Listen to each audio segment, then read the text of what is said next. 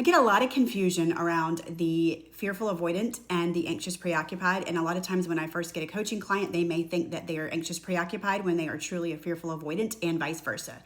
So let's talk about that today. Leslie Wells, connection coach. I help individuals heal, thrive, improve, repair, and connect more deeply in their romantic relationships by looking at things through an attachment lens.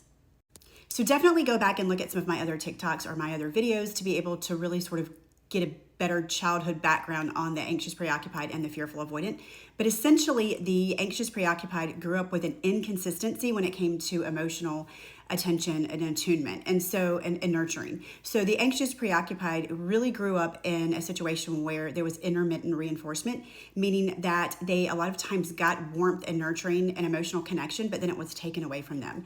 And that could be that somebody, maybe it was a parent who traveled a lot and they came and they went, but essentially their experience with love was that it is given and then it is taken away. And when we have intermittent reinforcement, what happens is in the times when we're not getting that thing that we so deeply desire or we need, we begin to get anxiousness inside. And so we're constantly craving it again. And then when we get it, we sort of feel okay again, but then we're still anxious about when it's going to be removed again. So we're always sort of just waiting for this thing. And that is very true of the anxious preoccupied.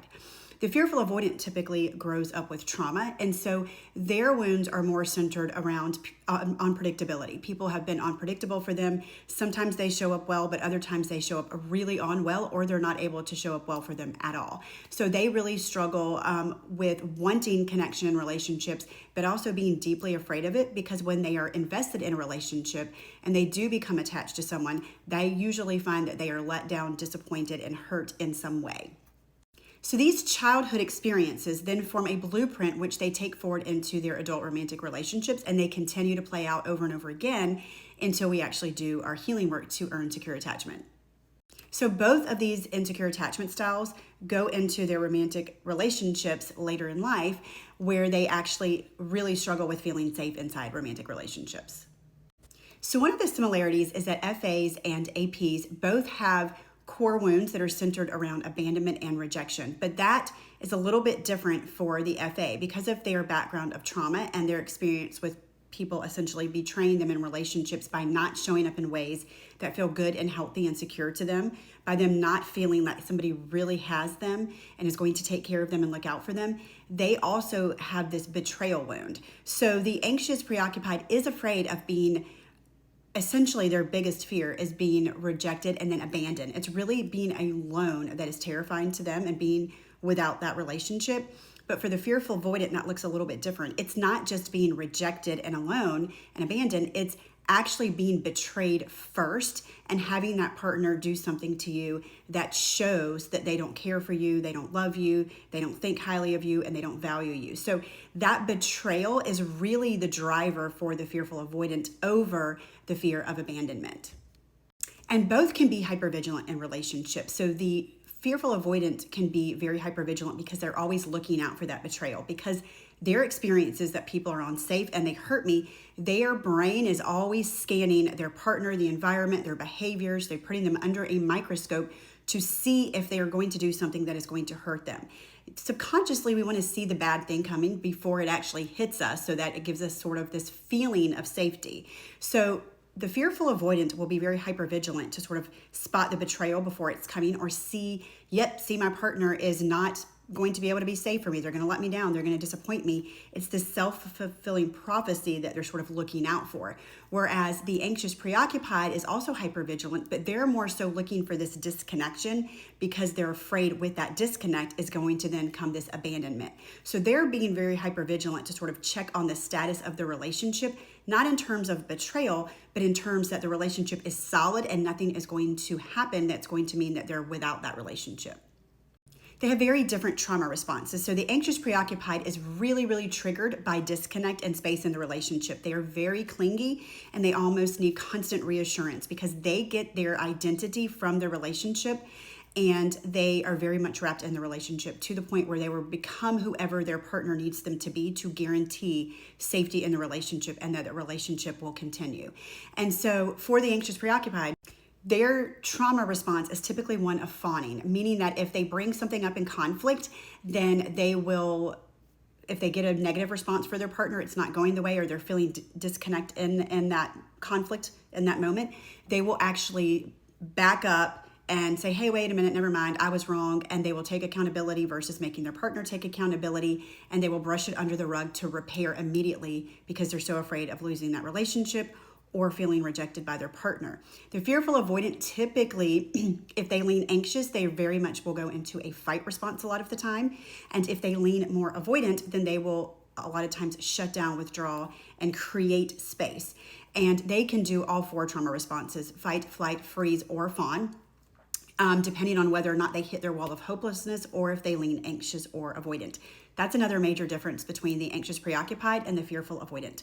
The anxious preoccupied leans anxious. They stay in their anxious space. They are always in an activating position where they are leaning into their partner to try to close the distance and close the gap in any space that exists between them and their partner.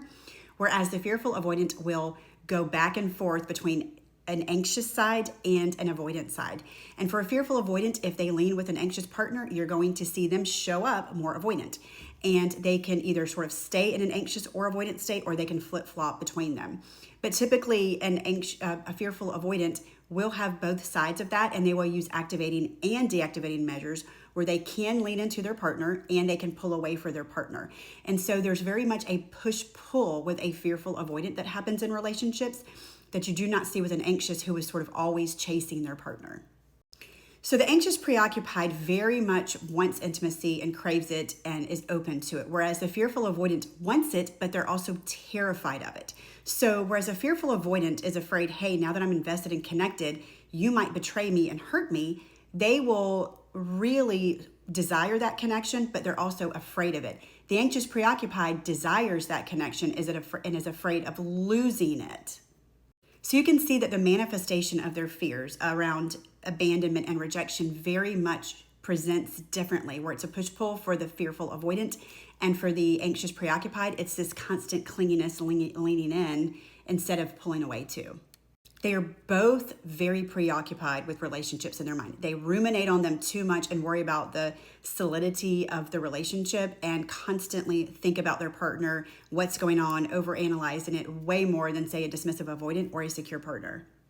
And the fearful avoidant has a lot more dysregulation when it comes to their emotional regulation. They have much more heightened responses and reactivity whenever there's a disconnect in the relationship. But both can constantly seek reassurance. If you have a fearful avoidant who leans anxious, they're going to seek reassurance a lot, just like an anxious preoccupied.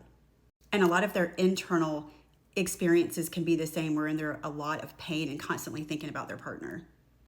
Both struggle to trust in relationships, but the anxious preoccupied struggles to trust that their partner is always going to love them or that they are lovable, and fears that they're going to be left. But the fearful avoidant fears that. In addition, they also struggle to trust people because they feel that people will harm them, betray them, and are not safe in general.